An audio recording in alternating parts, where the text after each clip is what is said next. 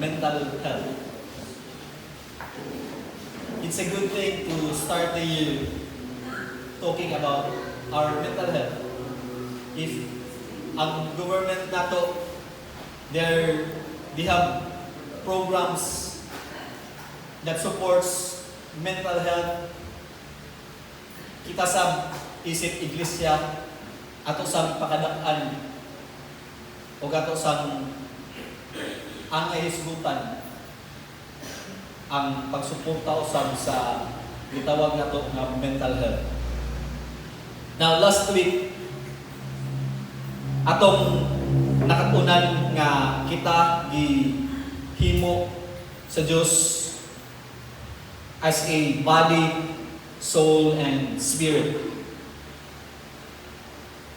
And that He sanctifies us. Iya hatang gisanctify.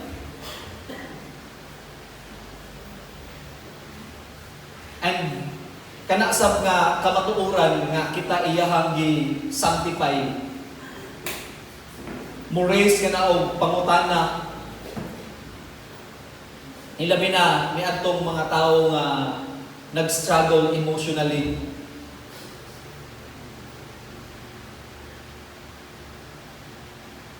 Makapangutana siguro sila nga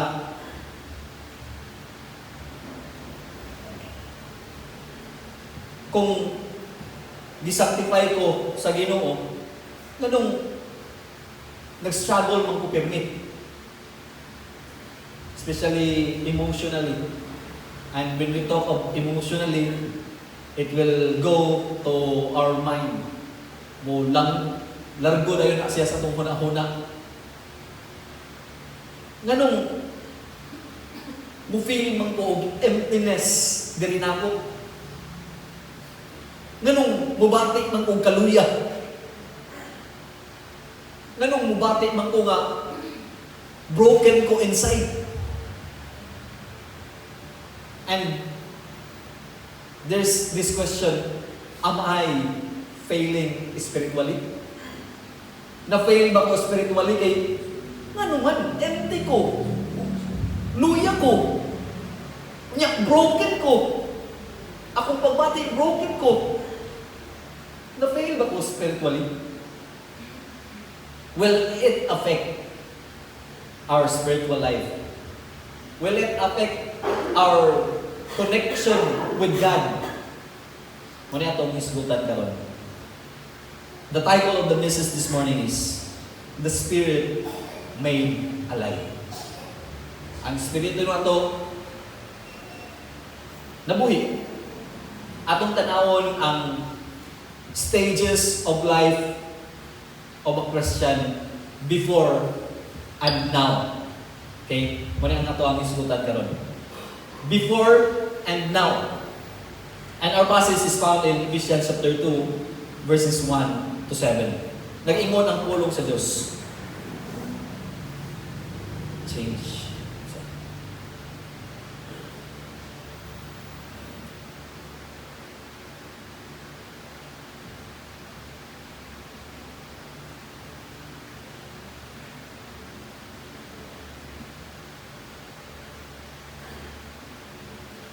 Ephesians chapter 2 verses 1 to 7.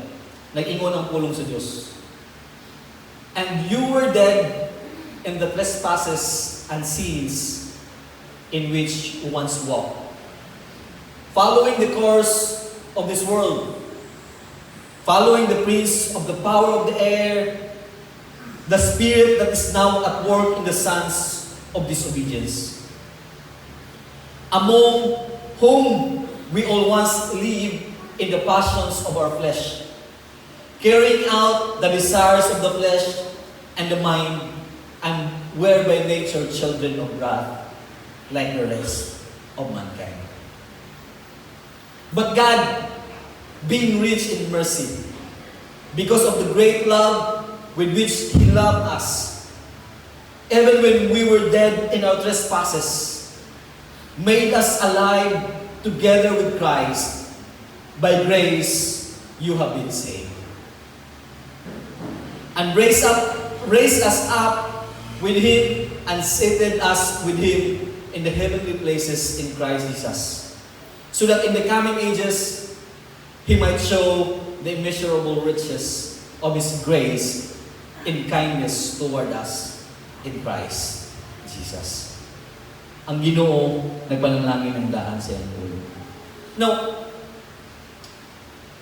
nganong importante man kaayo nga may sigutan nato ang unsa ka importante ang kining gitawag nato nga ang ato ang espiritu nabuhi. When we talk of espiritu nga nabuhi, it means naluwas na ta. It means we are secured in Christ already. Nganong importante man ni siya o nganong naaman ni kalimbigitan sa ato ang mental health? Di na ba po psychologist na? But the Word of God, ang pulong sa Ginoo, may ito ang basihanan nga kini dako kaayo kahimuan sa pagsuporta sa ato ang mental health. First, we need to look at our former state. Unsa may ato ang kahintang kaniadto? We were spiritually dead. Patay kita diha sa spirito. Nag-ingon ang pulong sa Diyos, akong balikon. And you were dead in the trespasses and sins. Unsa kuno ta? We were dead.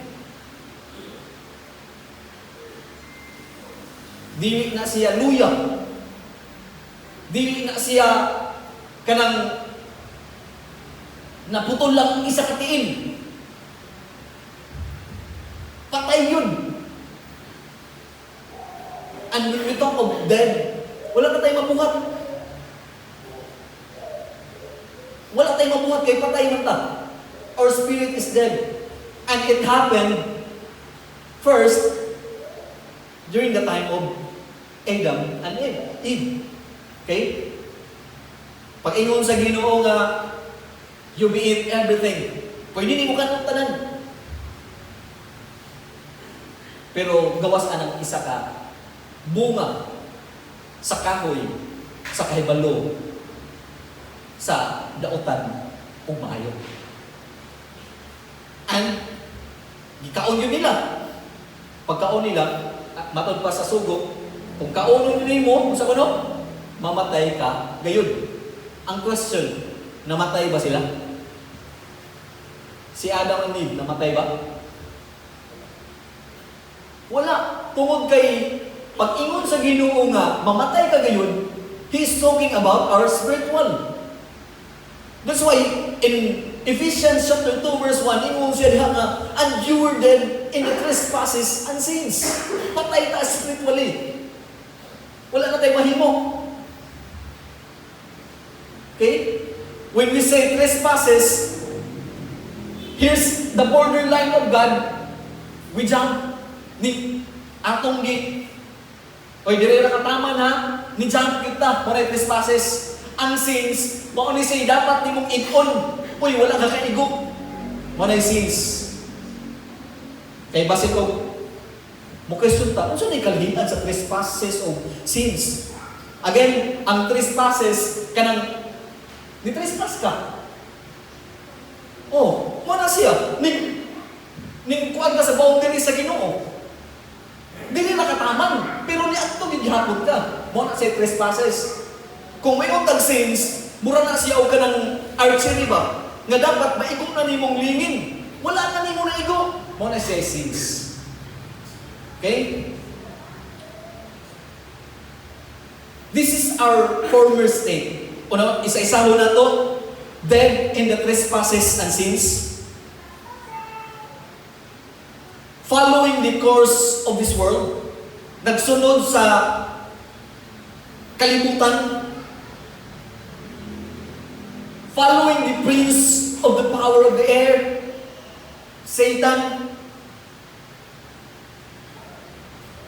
Live in the passions of our flesh. Nagkinabuhi o yun sa tinguha sa ato ang unod. And lastly, we are children of wrath. Anak kita sa mga ilaga. Anak kita sa kapungot. We are children of wrath. And we think we are, and we're thinking, God is thinking of me special, no? Before we were, dili pa special, we were children of God, o children of wrath. Ang atong gisunod, ang kalimutan. Ang atong gisunod, ang hum-hum ni Satanas. Nagkinabuhi tao yun sa atong unod. This is our former state. Former dapat niya, kaniadto dapat niya, dili, dapat tungod kay, there should be a change. So, buot pasabot, apart from Christ, our spirit is dead. Patay ang ato ang kalag. And it leaves the soul without true stability. Ang atong ang kalag, ang espiritu na buhi, ang atong kalag, mauni siya, gisgutan man ni last Sunday, naglangkob ang kalag sa tulo usab kabahin, mao ang intellect, will, and emotion. Okay? Mauni siya, o mauni siya ang ato ang i-address mahitungod sa ato ang mental health, kay naaman diri intellect, naa diri ang will, naa diri ang emotion. O sa pagpadayon nato sa ato ang mga pagtuon, mahisgutan diri nato. Kung patay ang ato ang kalan, ang espiritu nato, it leaves the soul without stability, causing the heart and mind to become fragile, easily shaken, and overwhelmed by the pressures of life. Maunang, lahi na yun ta maghunang-hunang Kristohanon compare sa walay Kristo.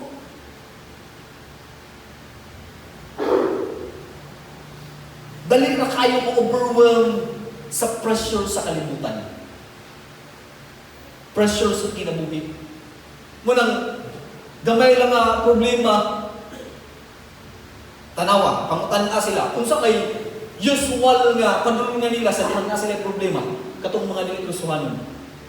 Bay, nakoy problema, tagay ta. Di ba? That is their kanang their go-to. When there are pressures of life. Di ba? But to us Christians, since our spirit is already alive, usa may kasagaran natong buhaton. We pray. We go to our brothers and sisters. We ask for encouraging motivational nga mga words, di ba? Dili na mudong sa itong amigo kay makikinom pa. Or unsa pa'y ako ang pagbuhaton. Because our spirit is already alive and it gives us the foundation, the stability, aron baka sagubang ta sa mga struggle sa kinabuhi.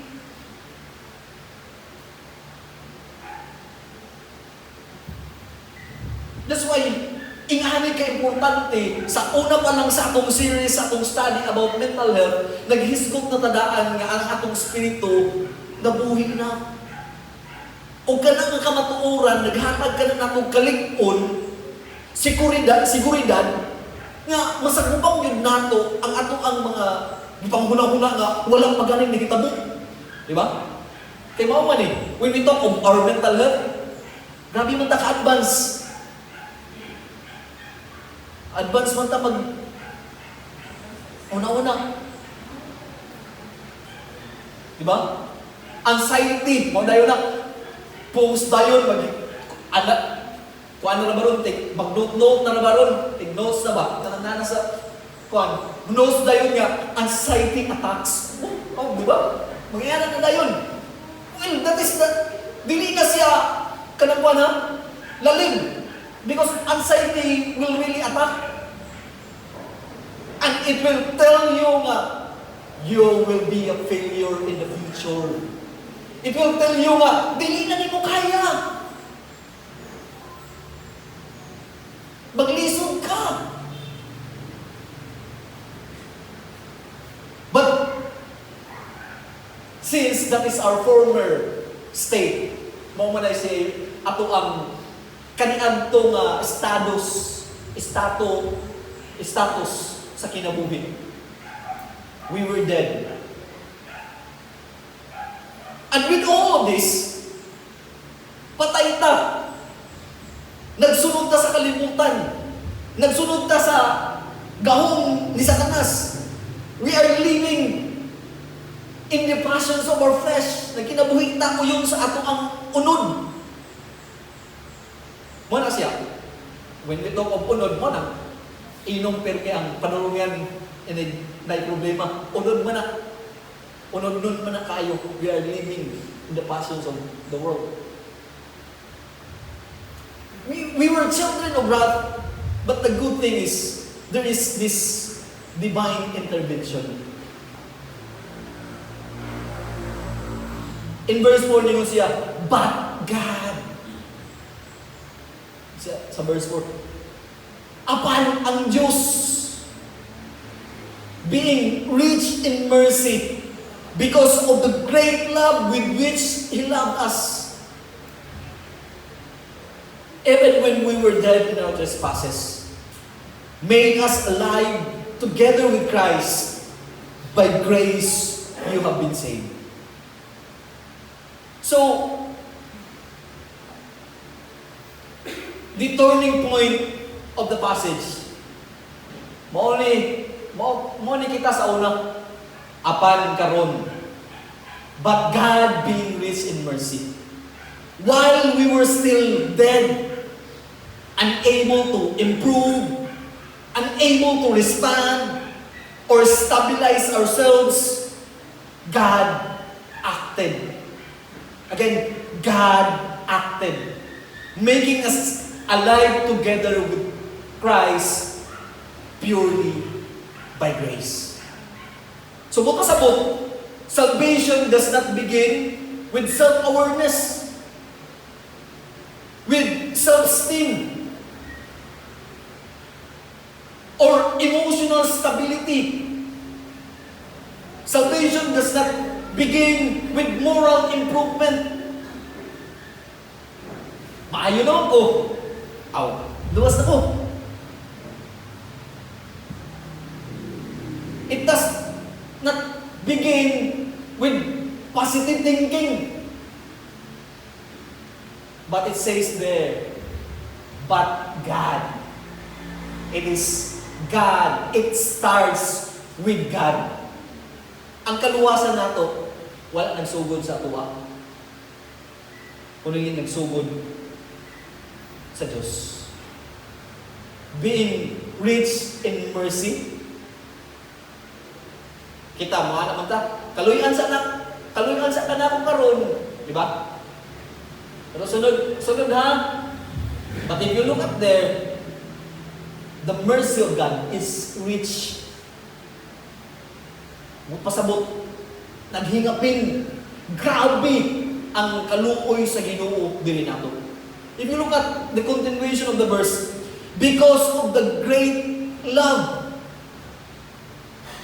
mauning ang gugma nga iyahang gihigugma diri kanato.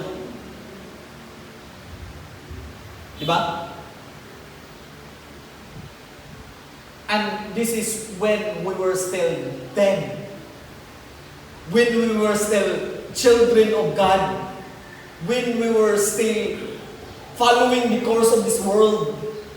When we were still following the prince of the air. Mauni. gipakita niya ang iyang pagigugma sa panahon nga patay pa kita. According to Romans chapter 5, verse 8, but God demonstrate His love to us. While we were yet sinners, Christ died for us. Samtang makasasala ta, nagpakamatay si Kristo. And that tells us that grace removes constant self-condemnation. We are not condemned already. There is now no more condemnation. And replaces it with rest.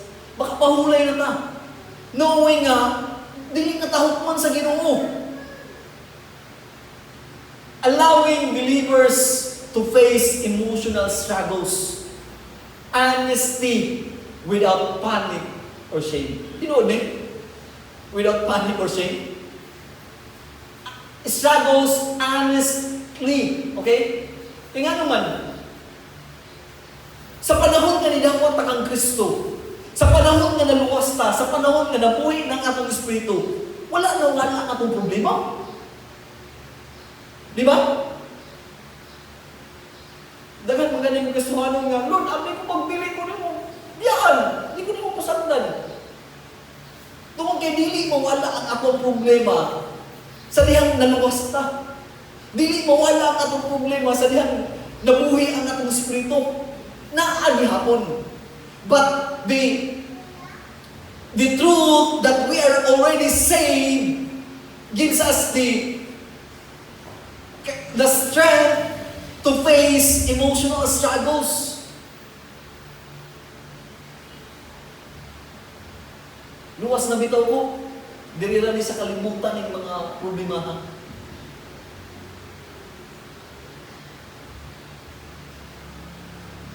This struggle is just for a while. Unya, matod pa sa istorya, sa minteryo ra kuno ang lugar na walay problema, walay struggle, walay kasakit. But pasabot ba ka, inigpatay na ka, ay hara wala na kay problema. O but pasabot, na samtang na kay problema, but pasabot, buhi pa ka. Buhi pa ka. Isa na siya sa timailan na buhi ka, na problema ka. Wala, na kay kasakit nga gihambin. Gawas lang nga kung inubong ka, nga buhi pa ka, kay maglisod ka ginawa. Di ba? But it tells us we are still living. And while we are still living, there is hope. Doon ay paglaom. Nga bisan pa sa kadaghan sa problema nga atong ipangpasan, bisan pa sa kadaghan sa balayron no, dagat balayron no. Sugod ba ko pagaling sugod sa tuig, wa naman daghan kayo balayron no.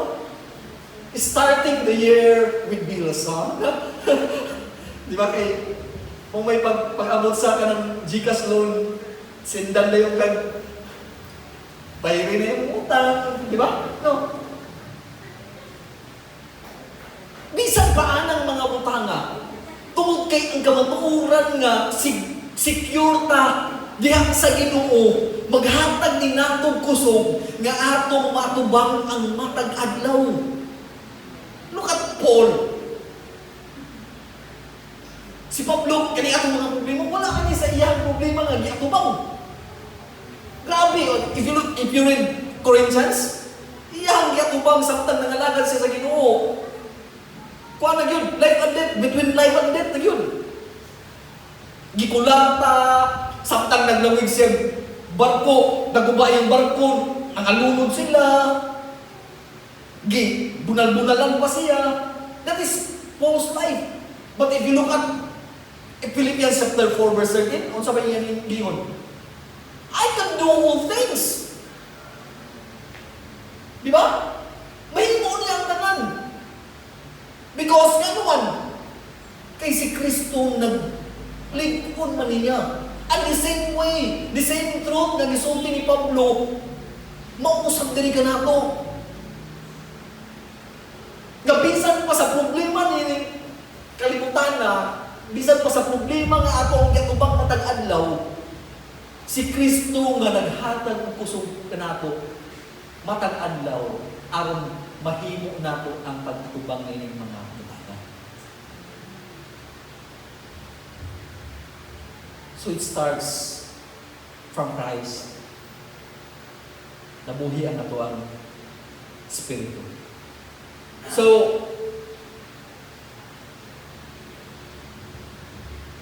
that is the divine intervention. Aron nga bisan pa og naaran lang gihapon te problema apan ang suporta, ang kusog sa Ginoo nga gihatag diri kanato, makahimo nga matubang gyud nato ang ato ang gipagproblema nga adlaw. And you sitting there, kita nga naa diri usa ka tinaylohan nga ang Ginoo naghatag og kusog kanato.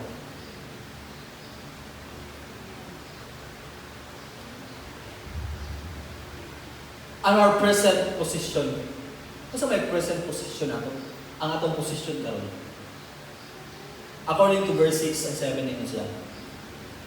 And raised us up with Him and seated us with Him in the heavenly places in Christ Jesus. So that in the coming ages, He might show the immeasurable riches of His grace in kindness toward us in Christ Jesus. Now, Paul moves from what God has done to where believers now stand. If you look at, He made us alive. Sa verse 5, He made us alive. Dayon, in verse 6, raised us up, past tense, and seated with Christ in the heavenly places. These are not future hopes. Dili ni paglaom sa ugma, but a present security. Okay? Dili ni siya future hope, but a present security. That humana, natrabaho na. He made us alive already. Dili buhiaw pa, kundi buhi na ta. He raised us up. Iyan tanggi. Gibuhi pagbalik. And now, seated us with Him. Imagine, naglingkod na ta kuyog niya sa iyang trono.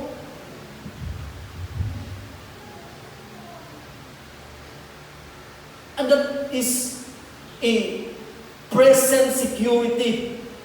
Matag-adlaw. And it tells us to live daily. Don't live back to your past. And don't live in the future. Live daily. Pag kinabuhin, matag-adlaw.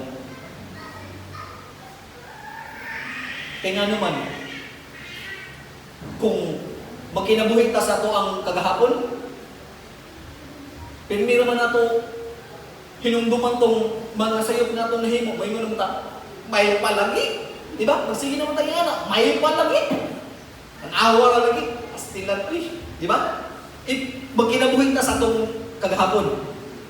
Unya, kung magkinabuhi po ta sa itong ang ugma, sa itong future, kung sige naman overthink. Maghimo naman problema nga wala pala hitabo. That's why God tells us to live daily. According to Matthew chapter 6,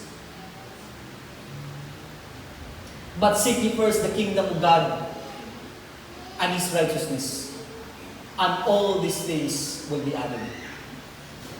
Daily. Ang iyang example, ani, before that verse, yung example, mga langgam. Lily in the valleys.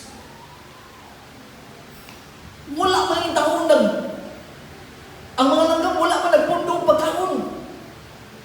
Matag-adlaw, nangita sila. O kung sila makitaan matag-adlaw, oray lang ang kinabuhi. And it tells us to live daily. I'm not saying not to prepare our future na, for example, dili na tayo magwalong fail health. Magkinabuhi lang matag-adlaw. Wait, fail tayo. Dili na tayo, future ba ng St. Peter? St. Peter! Future na sa mabilin. Kaya ang mamatay, bilin. Wala naman ito. Ito lang. Sa nabilin. Mo nang, kuha lang, St. Peter. Dili ito kumuso na. Kanang ang mga butang, I'm not saying, kay nagtundo po ng Ginoo nga, we need to prepare for our future. But not live in the future. Nga to the point, na murag naanak ka dito, mo ni nahita mo, dili. We need to live daily, matag-adlaw. And of course, we need to live by the means. Kanabang live by the means, kung unsay naagin mo ba sa Ginoo mo, yato ang gamiton. Dili nang mangitak mataglain, kay mo na, magsige na taglon. Mura tag-taga-London. Sa tuloy na London dito. Oh. Mga siya, London. We need to prepare for our future. But we don't have to live in the future. And we don't have to live back in the future, in the past. Kaya again, magsige na question sa ato ang kaugalingon kung magkinabuhi ta sa ato ang kagahapon. Magkinabuhi ta karon.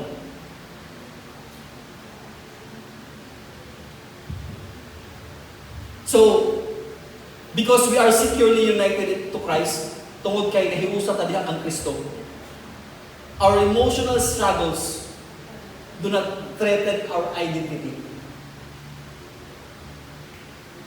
Ang mga emotional struggles na to, dili mo threaten sa to ang identity. Kinsa man ka? Who are you now?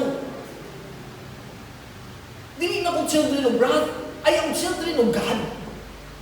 I don't follow the course of this world anymore. Wala na akong gisunod si Satanas. Ang giya sa Ginoo na akong gisunod. This is our identity. Already. I'm not lost. I'm not wretched. I'm not broken.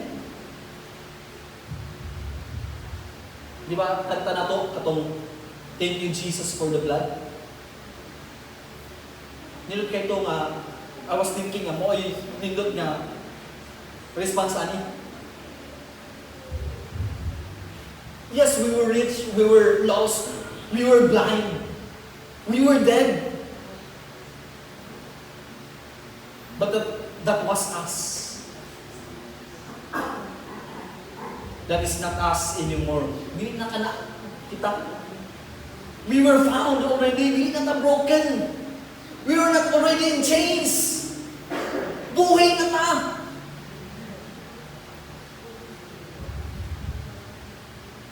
And it will not threaten our salvation.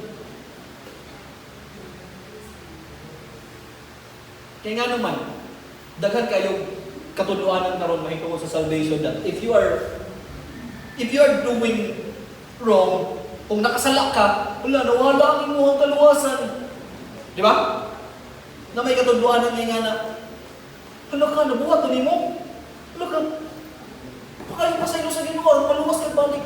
Uy, kapila na dahil kaluwasan. Ang atong kaluwasan, kung dili kita ang hinungdan sa atong kaluwasan, kung wala tayo kita po sa atong kaluwasan, wala po tayo mahimo para mawala ang atong kaluwasan. Okay? But again, Dili pud buot pasabot nga tungod kay dili man day mawala akong kaluwasan. Ang grasya sa Ginoo naghingapin man kanunay. Dili pud buot pasabot nga magpakasala kita. Kay matod pa sa Romans chapter 6 verse 1 ningon siya diha nga, shall I continue on sinning so that grace may abound? By no means. Dili yun. Dili kung di siya lisensya ang kamatuoran nga dili mawala ang atong kaluwasan. Dili ni siya lisensya nga magpakasala na ta kay luwas ra bitaw ni hapon ta. Apan kamatuoran nga nagtudlo nato na sa matag adlaw maningkamot kita nga mapakita nato ang atoang nausab na kinabuhi. Okay? O sa usa pa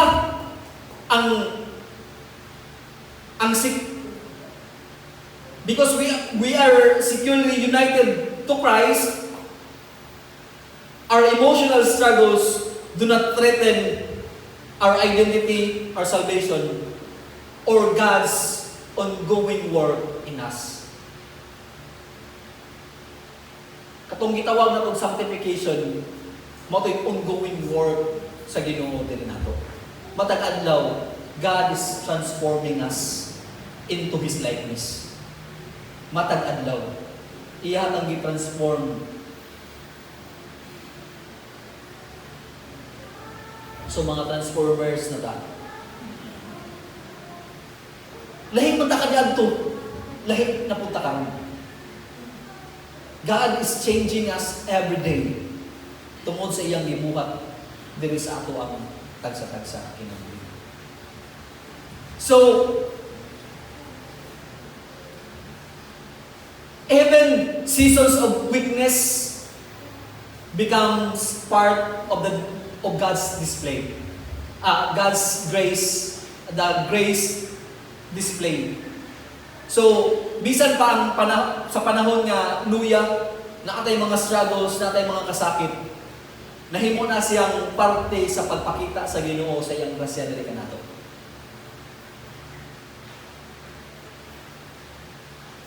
Matod pa ni Pablo in Corinthians, nag-ingon siya nga,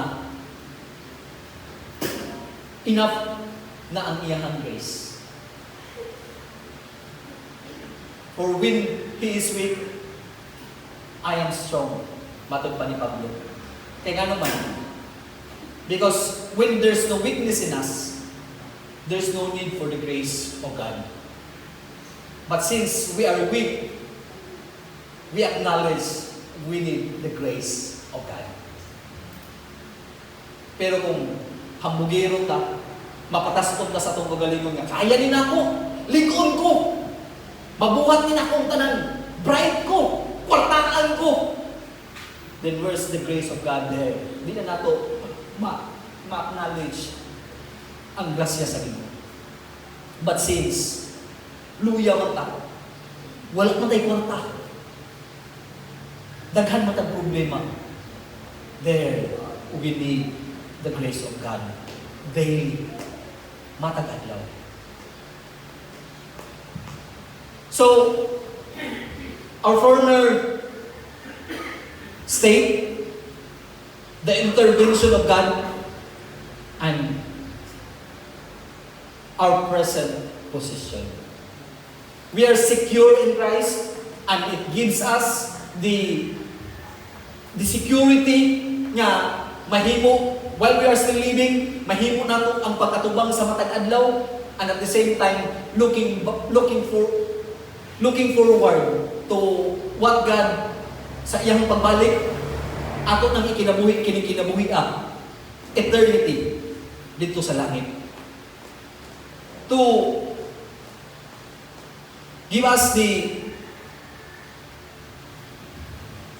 akong ibilin ng katapusan nga mensahe alang na natong tanan.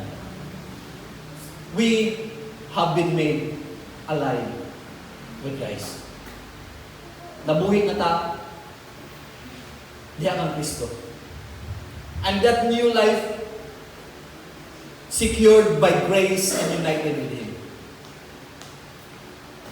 We are secured already. It is the firm foundation upon which healing, renewal, and enduring hope are built, even through seasons of struggles. Ang atong kaluwasan, once again, wala na garantiya nga wala na tayo problema ng kalimutan. Mas grabe pamangganing Hinoo ng atong problema sa dihang na natalihan kang Kristo.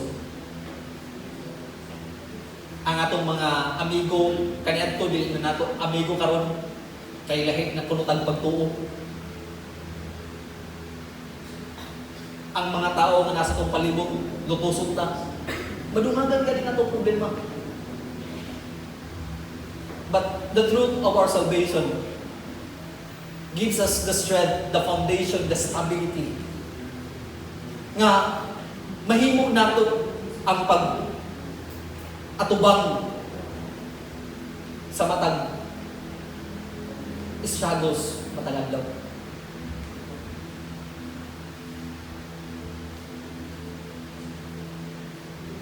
It gives us the strength to face the problems. Subok pasabot. Ini maluwas ta. Wala tay kalahian sa mga tao nga wala kaluwas. Parehas ta doon na gitapoy problema. Ang kalahian na nato, doon na tayo Ginoo sila wala. Doon na tayo Diyos nga naghatag ka natong kusog. Sila walay Diyos. Doon na tayo Diyos nga ugiya ka nato. Sila, they are still following the course of this world. They are still doing the passions of the flesh. Apan kita nagsalid sa direction na gihatag sa Diyos dahil ka nato.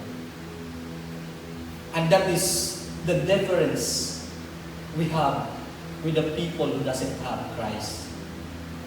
You have been made alive.